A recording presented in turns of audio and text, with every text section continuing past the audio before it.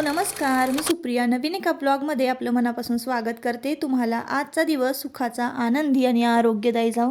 तुम्ही जी काही स्वप्न पाहिली असतील ती सगळी स्वप्न तुमची पूर्ण होत। त्याचबरोबर शुभ सकाळ सर्वांना। सकाळची वेळ आहे तर सकाळी आत्ता वाजलेले आहेत 8:45 आणि सकाळी सकाळी आमच्याकडे पाणी येतं, तर टाकीतलं पाणी जे आहे ते ओव्हरफ्लो झालेलं आहे। हा व्हिडिओ ताईंनो आजचाच आहे। आज आहे सोमवार, तर आज आठवडी बाजार असतो आमच्याकडे, तर थोडंसं लवकर उठणं झालं। आयुषदादा गेलेला आहे ट्रिपला, तुमच्याबरोबर शेअर केलेला आहे। त्यामुळे आयुषदादा काही घरामध्ये नाही आहे आणि मुलं घरामध्ये नसली ना की करमतच नाही, घर असं एकदम शांत शांत वाटतं।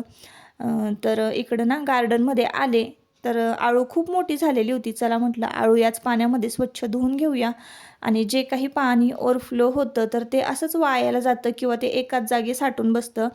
तर बादली भरून पलीकडच्या झाडांना ते पाणी जर दिलं तर झाडंसुद्धा टवटवीत राहतात आणि पाणीसुद्धा वायाला जात नाही। तर त्याच पाण्यामध्ये ना खळखळ छान अशी आळूची पानं धुवून घेतलेली आहेत। व्हिडिओ शेवटपर्यंत पहा। आज मस्तपैकी अशी आळूची रेसिपी तुम्हाला पाहायला मिळणार आहे।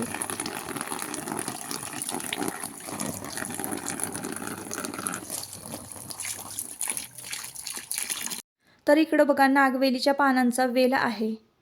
नागवेलीच्या पानांचा वेल तुम्हाला असं जरा मी आडवा कॅमेरा धरलेला आहे त्यामुळे जरा आडवं दिसत असेल, तर 2 मजल्यापर्यंत नागवेलीच्या पानांचा वेल गेलेला आहे। आणि नागवेलीच्या पानं जी आहेत ना ती अंगणात सुद्धा त्याचा वेल मी लावलेला आहे। तर इकडं ना काय होतं, जरा जरी पाणी कमी पडलं या वेलीला तर पानं लगेच पिवळी पडायला लागतात। आणि इकडं बघा झेंडूची जी फुलं आहेत ना तर ती लावलेली होती, तर म्हटलं चला आता मार्गशीर्ष महिना जवळ आलेला आहे आणि दर गुरुवारी लक्ष्मी मातेची पूजा करायला ना आपल्याला झेंडूची फुलं लागतातच लागतात। तर बाहेर कुठनं आणण्याची गरज नाही, सगळी 5 पालवी 5 झाडांची आपल्या गार्डनमध्येच मिळते, तर मला कुठं लांब जाण्याची गरज नसते। तर ताईंनो ही व्हिडिओ क्लिप जी आहे ना ती शनिवारची आहे। तर शनिवारी खूप सारी कामं झाली, ती तर काही तुमच्याबरोबर शेअर करता आले नाही। जसं की दळणं झाली, लसूण सोलून झाला, त्यानंतर बेडशीट वगैरे दोन्ही बेडरूमच्या चेंज केलेल्या होत्या, फर्निचर वगैरे पुसून घेतलेलं होतं, फॅन पुसून झाले। बरीचशी कामं जी आहेत ना ती शनिवारी केलेली होती, तर त्या सगळ्या कामांचं तर काही शूट घ्यायला मिळालं नाही। ही छोटीशी व्हिडिओ क्लिप जी आहे तर ती मी तुमच्याबरोबर शेअर करते। तर ना दर आठवड्याला किंवा आठवड्यातनं 2दा जर बेडशीट बदलली ना तर बेडशीट जास्त घाणसुद्धा होत नाही आणि पटकन स्वच्छ होते। तर असो ताईंनो, आता इकडं बघा आळूच्या रेसिपीला आपण सुरुवात करूया। तर आळूची रेसिपी नाही करते आत्ता मी करते पावट्याचा मसाले भात। तर एकदम साधी सिंपल रेसिपी आहे, तर म्हटलं चला तुमच्याबरोबर शेअर करूयात। आत्ता वाजलेले आहेत दुपारचे 12:30 आणि दुपारच्या स्वयंपाकाला सुरुवात केलेली आहे। तर पातेल्यामध्ये ना 2 चमचे तूप घातलेलं आहे, 2 हिरव्या मिरच्या घातल्या आणि उभा कट केलेला कांदा जो आहे तो घातलेला आहे। आता हा कांदा ना छान भाजून घ्यायचा तुपामध्ये आणि तुपामध्ये भाजल्यानंतर मग थोडंसं त्यामध्ये मीठ घालायचं, म्हणजे मग आणखीच छान भाजला जातो कांदा। आता त्यामध्ये थोडंसं मीठ घातलं की त्यानंतर टोमॅटो घालायचा आहे आणि टोमॅटोसुद्धा छान भाजून घ्यायचा आहे। तर पावटा याआधी मी सोलत बसलेले त्यामुळं खूप उशीर झाला आणि डायरेक्ट 12-12:30 वाजले दुपारच्या स्वयंपाकाला। तर ज्या दिवशी डबा नसेल ना त्या दिवशी स्वयंपाक जो आहे तो उशिरा होतो, ज्या दिवशी डबा असेल ना तर त्या दिवशी मग स्वयंपाक 9:30-9 वाजेपर्यंतच आटपतो। तर आज काही डबा नव्हता, आज आयुषदादा सहलीला गेलेला होता, म्हणजे त्यांची मुक्कामी सहल होती, त्यामुळं आज त्यांना सुट्टी होती। तर आज मी निवांत उठलेले होते। तर इकडं बघा टोमॅटो छान भाजून घेतलेलं आहे कांद्यामध्येच। मीठ घातलं ना की टोमॅटोसुद्धा छान भाजलं जातं। तर आमच्याकडं तर पावट्याचा मसाले भात अशाच पद्धतीनं करतात आणि हाच मसाले भात जर तुम्ही चुलीवर केला ना ताईंनो, 1 नंबर चव लागते या मसाले भाताची। थोडीशी हळद घातलेली आहे आणि लाल तिखट घातलेलं आहे। आता हळद आणि लाल तिखट मिक्स करून घ्यायचं छान आणि त्यानंतर यामध्ये पावटे घालायचे आहेत। तर खूप वेगवेगळ्या पद्धती आहेत पावट्याचा भात करण्याची, त्यातली ही एक पद्धत आहे. तर असाच भात जो आहे मसाले भात किंवा फोडणीचा भात म्हणा, वेगवेगळ्या भागात वेगवेगळी नावं असतात. तर आमच्याकडे तर मसाले भात म्हणतात. तर असा मसाले भात ना घरातल्या सगळ्यांना आवडतो. तर मला जरा वेगळा आवडतो. मला फक्त लसणाची आणि खोबऱ्याची फोडणी घातलेला ना मसाले भात खूप आवडतो आणि घरामध्ये मी थोडं कमी तिखट खाते, बाकी सगळ्यांना तिखट लागतं. तर त्या हिशोबानंच मी थोडंसं कमी तिखट घातलेलं आहे. आता पाणी घातलं, पावटे छान घातले, त्यामध्ये परतून घेतले आणि पाणी घातलेलं आहे. पाण्याला जरा उकळी फुटली की तांदूळ ना निवडून स्वच्छ धुवून घेतलेले आहे. आता हे तांदूळ आपल्याला या पाण्यामध्ये घालायचे आहे. पाण्याची एक उकळी निघाली ना की पावटा पण बऱ्यापैकी छान शिजतो आणि मग नंतर आपण त्यामध्ये तांदूळ घालायचे आहेत. आता तांदूळ छान ढवळून घ्यायचा, म्हणजे मीठ जे आहे ना ते सर्वत्र असं विरघळतं. तर कोणाकोणाला असा उघडा पातेल्यामध्ये भात शिजवायची सवय नसेल किंवा कोणाला जर कळत नसेल तर त्यांनी कुकरमध्ये लावून दिलं ना तरीही चालेल. पण आता आमच्याकडे शक्यतो कुकरचा भात कोणीच खात नाही, असा सुट्टा भातच पातेल्यामध्ये शिजलेला खातात. आता बघा, बाहेर मी पानं धुतली होती तरीसुद्धा आत्ता धुवून घेतलेली आहेत पानं आळूची. त्यानंतर बघा पानं घेतली आणि देठ जे आहेत ना ते खूप कमी देठ होते यामध्ये ना. तुम्हाला आळूचं जर फतफदं करायचं असेल ना तर देठ भरपूर पाहिजे, म्हणजे भाजी छान घट्टसर होते. तर देठ अशा पद्धतीनं सोलून घ्यायचे आहे. तर व्हिडिओमध्ये तुम्हाला दिसत असेल मी कशा पद्धतीनं देठ सगळे सोलून घेतलेले आहे. त्याच्यावरची जी काळी साल आहे ना ती सगळी काढून टाकायची, नाहीतर मग घसा खूप खवखवतो. आणि आळू तर म्हणजे एखाद्याला बाधतेच बाधते आळू, घसा नेहमी खवखवतो. तर असं होऊ नये यासाठी ना ते देठांची जी साल आहे ती काढून घ्यायची आहे. आणि या आळूची चिरण्याची पद्धत जर तुम्ही माझी पाहिली असाल तर खूप पटकन आळू अशी पद्धतीनं चिरून होते. तर 2 उभ्या लाईनी ओढायच्या आहेत, म्हणजे सुरीने असं कट करून घ्यायचं आहे आणि आडवी सुरी धरायची आणि पटपट पान कट करून घ्यायचे आहे. ज्या पद्धतीनं तुम्ही व्हिडिओमध्ये बघितला त्या पद्धतीनं तुम्ही आळू कट करू शकता. अगदी कमी वेळात कट करून होते. त्यानंतर बघा पुन्हा एकदा ना हा भात जो आहे मसाले भात खालीवर हलवून घेतलेला आहे आणि चेक केला की शिजला की नाही. तर शिजला नव्हता, अगदी थोडाच शिजायचा राहिला होता. तर त्यामध्ये अनेक थोडं पाणी घालून झाकण ठेवून दिलेलं आहे. तर इकडे बघा आता कुकर घेतलेला आहे. कुकरमध्ये 4 चमचे तुरीची डाळ घातलेली आहे आणि तुम्हाला तुमच्या आवडीप्रमाणे शेंगदाणे जे आहेत ते कमी जास्त तुम्ही घालू शकता. तुम्हाला तुरीची डाळ आवडत नसेल तुम्ही हरभऱ्याची सुद्धा यामध्ये डाळ घालू शकता, नाहीतर मग तुम्ही मुगाची जरी घातली ना तरी चालेल. मुगाच्या डाळीने अजिबात कसलाच त्रास होत नाही किंवा पित्त होत नाही.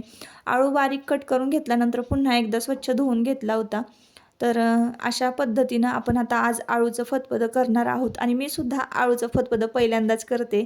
त्यामुळं तुमच्याकडे जर काही टिप असतील ना मला नक्की सांगा. तर 2 मिरच्या त्यामध्ये घातलेल्या आहे. सगळ्यात शेवटी तुरडाळ आणि शेंगदाणे घातलेले आहेत, जेणेकरून ते खालच्या बाजूला पटकन शिजतील. तर शेंगदाण्यामध्ये ना शिजताना थोडंसं मीठ घालायला पाहिजे होतं मी. तर मीठ नाही घातलं, त्याच्यामुळे शेंगदाण्याला ना मीठ नसलं की एक वेगळी चव लागते भाजीमध्ये. तर इकडं बघा तूप जे आहे ना, तर काल मी तूप कढवलेलं होतं आणि आज भरणीमध्ये भरेन, उद्या भरणीमध्ये भरेन, असं करता करता आहे ना सध्या हिवाळ्याचे दिवस चालू आहेत, त्यामुळं तूप लवकर आळून जायचं पातेल्यामध्ये आणि ते भरणीत भरण्याचा काही मुहूर्त लागतच नव्हता. तर त्यामुळं ना फायनली थोडंसं गरम करून हे भरणीमध्ये भरून घेतलेलं आहे तूप. भात बघा मस्तपैकी छान मऊसूत शिजलेला आहे. गॅस बंद केला, इकडं कुकर लावून दिला होता आळूचा, पीठ मळून घेतलेलं होतं. आता ही भरणी पॅक करून पाठीमागं ठेवून देते. आता तूप बऱ्यापैकी साठवायचं माझं चाललेलं आहे. तर आळूची भाजी बघा किती छान शिजलेली आहे, अगदी मस्त गरगट्टी झालेली आहे. तर फोडणी पात्र घेतलेलं आहे आणि त्यामध्ये बघा तेल घातलेलं आहे. आता त्यात आपल्याला हिरवी मिरची घालायची आहे. हिरवी मिरची छान तडतडू द्यायची. तुमच्या आवडीप्रमाणे कमी जास्त लाल तिखट किंवा तिखट मिरची जर घातली ना तरीही चालेल. तर मी हिरवी मिरची घातलेली आहे. त्यानंतर घातलेला आहे छोटा 1 चमचा जिरं, चेचलेलं लसूण घातलेलं आहे, 10 ते 12 पाकळ्या लसूण चेचून घेतलेला आहे. त्यानंतर हिंग घातलं.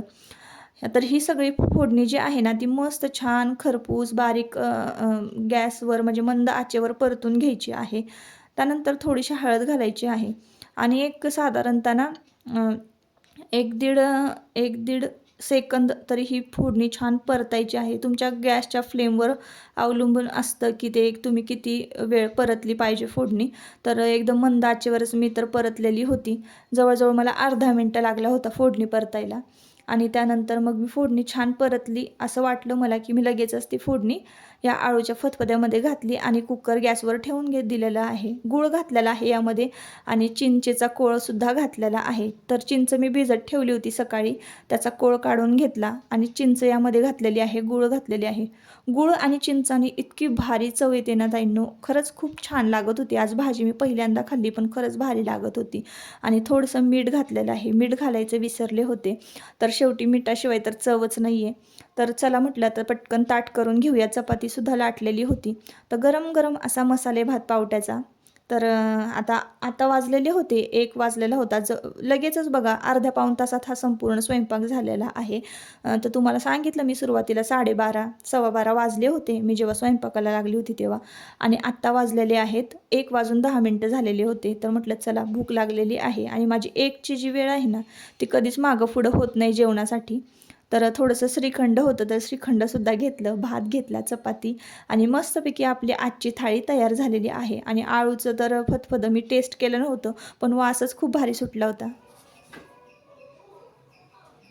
तर मस्त अशी गरमागरम आळूचं गरगटं म्हणजे आळूचं फतफदं म्हणू शकतो आपण. तर ही डिश तयार झालेली आहे. तर आता खाऊन बघते कशी झाली आहे. आणि थोडंसं ना मला वाटतं बेसन पीठ लावायला पाहिजे होतं म्हणजे जरा घट्ट झाली असती भाजी. तर असो, आता मस्त अशी थाळी आपली तयार झालेली आहे. आजची थाळी एकदम भारी. तर थंडीच्या दिवसात अशा भाज्या खाल्ल्याच पाहिजेत. तर आता जेवते आणि मग पुढे ब्लॉग कंटिन्यू करा. दुपारचं जेवण झालं ना की मी अजिबात झोपत नाही.